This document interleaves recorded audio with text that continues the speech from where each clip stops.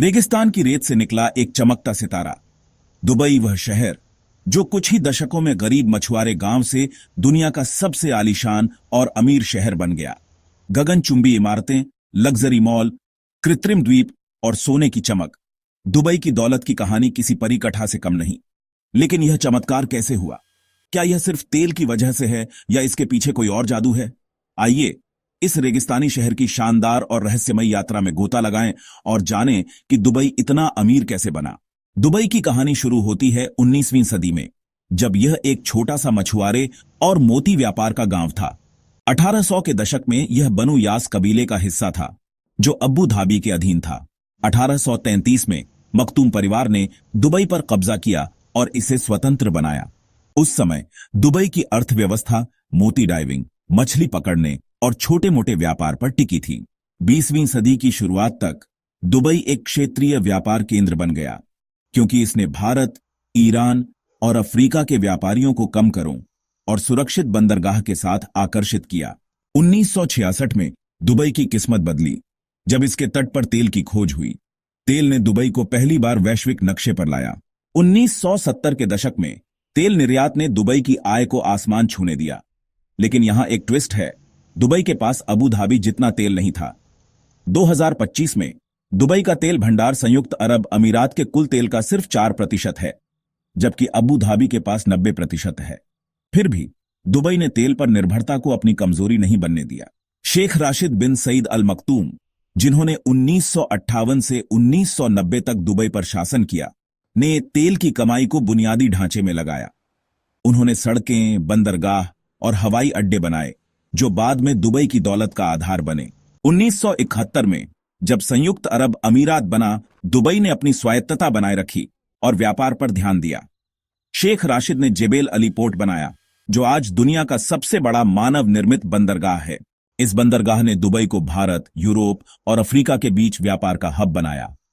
1985 में दुबई ने जेबेल Ali free zone बनाया, जहां विदेशी कंपनियों को कोई टैक्स नहीं देना पड़ता और 100% मालिकाना हक मिलता है। आज 7,000 से ज्यादा कंपनियां जैसे माइक्रोसॉफ्ट और अमेजन यहां काम करती हैं। इस फ्री जोन ने विदेशी निवेश को आकर्षित किया और दुबई को वैश्विक व्यापार का केंद्र बनाया। दुबई की असली चमक 1990 के दशक में शुरू हुई, जब शेख मोहम्मद बिन राशिद अल मखदूम ने सत्ता संभाली। उन्होंने तेल पर निर्भरता कम करने का फैसला किया। 2025 में दुबई की जीडीपी में तेल का योगदान सिर्फ 1% है। बाकी दौलत पर्यटन, रियल एस्टेट, वित्त और व्यापार से आती है। शेख मोहम्मद ने दुबई को वैश्विक ब्रांड बनाने का सपना देखा। उन्होंने बुर्ज खलीफा, जो दुनिया की सबसे ऊंची इमारत है, पाम जुमेराह, एक कृत्रिम द्वीप और दुबई मॉल जैसे प्रोजेक्ट शुरू किए।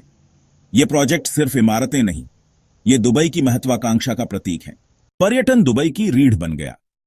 1999 में बुर्ज अल अरब, दुनिया का पहला 7 सितारा होटल खुला, जिसने दुबई को लग्जरी का पर्याय बनाया। 2024 में दुबई ने 17 मिलियन पर्यटकों को आकर्षित किया, जो भारत की कुल जनसंख्या का 1.2% है। Dubai shopping festival, ski Dubai, जो रेगिस्तान में इंडोर स्की रिसॉर्ट है, और डेजर्ट सफारी जैसे आकर्षण पर्यटकों को खींचते हैं। पर्यटन से दुबई की जीडीपी का 12% आता है और यह 6 लाख लोगों को रोजगार देता है। रियल एस्टेट भी दुबई की दौलत का बड़ा स्रोत है। 2002 में दुबई ने विदेशियों को संपत्ति खरीदने की इजाजत दी, जो यूएई में पहली बार था। इससे रियल एस्टेट में बूम आया। पाम जुमेराह और दुबई मरीना जैसे प्रोजेक्ट्स में विदेशी अरबपति और बॉलीवुड सितारे घर खरीदते हैं। 2024 में दुबई की प्रॉपर्टी मार्केट ने 400 बिलियन दिरहम, 9 लाख करोड़ रुपए का कारोबार किया। लेकिन रियल एस्टेट में उतार चढ़ाव भी हैं। 2008 की वैश्विक मंदी में दुबई की प्रॉपर्टी मार्केट 50% गिर गई थी। फिर भी यह दुबई की अर्थव्यवस्था का 13% हिस्सा है। वित्तीय क्षेत्र ने भी दुबई को अमीर बनाया। 2004 में Dubai international financial centre DIFC बना, जो एक टैक्स फ्री जोन है। यहां 4,000 से ज्यादा वित्तीय कंपनियां जैसे गोल्डमैन सैक्स और HSBC काम करती हैं। DIFC ने दुबई को लंदन और न्यूयॉर्क जैसे वित्तीय हब्स के बराबर ला खड़ा किया। 2025 में दुबई की जीडीपी $450 बिलियन है, जिसमें वित्तीय सेवाएं 10% योगदान देती हैं। दुबई की सफलता का एक और कारण है इसकी रणनीतिक स्थिति। यह यूरोप, एशिया और अफ्रीका के बीच में है, जिससे यह व्यापार और लॉजिस्टिक्स का केंद्र है। दुबई इंटरनेशनल एयरपोर्ट दुनिया का सबसे व्यस्त हवाई अड्डा है, जो 2024 में 9 करोड़ यात्रियों को संभाला। एमिरेट्स एयरलाइंस, दुबई की सरकारी एयरलाइन, वैश्विक यात्रा को जोड़ती है और अरबों की कमाई करती है। साथ ही दुबई का कम टैक्स सिस्टम, कोई इनकम टैक्स नहीं, सिर्फ 5% वैट विदेशी निवेशकों को लुभाता है। लेकिन क्या दुबई की चमक में कोई अंधेरा है? हाँ, दुबई की अर्थव्यवस्था प्रवासी मजदूरों पर टिकी है, जिनमें से ज्यादातर भारत, पाकिस्तान और बांग्लादेश से हैं।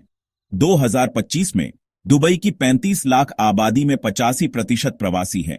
ये मजदूर निर्माण, हॉस्पिटैलिटी और घरेलू कामों में लगे हैं, लेकिन इन्हें कम वेतन, खराब रहने की स्थिति और सीमित अधिकार मिलते हैं। 2000 के दशक में बुर्ज खलीफा जैसे प्रोजेक्ट्स में सैकड़ों मजदूरों की मौत की खबरें आईं। मानवाधिकार संगठनों ने कफाला सिस्टम की आलोचना की, जो मजदूरों को नियोक्ताओं पर निर्भर बनाता है। हालांकि यूएई ने 2020 के बाद कुछ सुधार किए, लेकिन मजदूरों की स्थिति अभी भी विवादास्पद है। दुबई की दौलत का एक और पहलू है इसका कर्ज। 2008 की मंदी में दुबई का रियल एस्टेट बुलबुला फटा और शहर $80 बिलियन के कर्ज में डूब गया। अबू धाबी ने $10 बिलियन की मदद दी, जिसके बाद दुबई ने अपनी अर्थव्यवस्था को विविध किया। 2025 में दुबई का कर्ज $150 बिलियन है, जो इसकी जीडीपी का 33% है। यह कर्ज चिंता का विषय है, लेकिन दुबई की आय इसे संभालने में सक्षम है। क्या दुबई सिर्फ तेल की देन है? नहीं, तेल ने शुरुआती पूंजी दी, लेकिन दुबई की दूरदर्शी लीडरशिप, टैक्स फ्री नीतियां और वैश्विक ब्रांडिंग ने इसे अमीर बनाया। शेख मोहम्मद का विजन 2021 और विजन 2030 प्लान अब टेक्नोलॉजी, एआई और स्पेस पर ध्यान दे रहे हैं। 2023 में दुबई ने मंगल मिशन होप प्रोब लॉन्च किया और 2024 में ब्लॉकचेन और क्रिप्टो में निवेश बढ़ाया। दुबई की कहानी हमें सिखाती है कि एक छोटा सा शहर अगर सही रणनीति और सपनों के साथ आगे बढ़े तो रेगिस्तान को भी सोने में बदल सकता है। लेकिन यह चमक हर किसी के लिए नहीं, मजदूरों और कर्ज की सच्चाई इसे जटिल बनाती है। क्या दुबई अपनी इस सुनहरी यात्रा को बरकरार रखेगा या भविष्य में नई चुनौतियां इसे हिलाएंगी?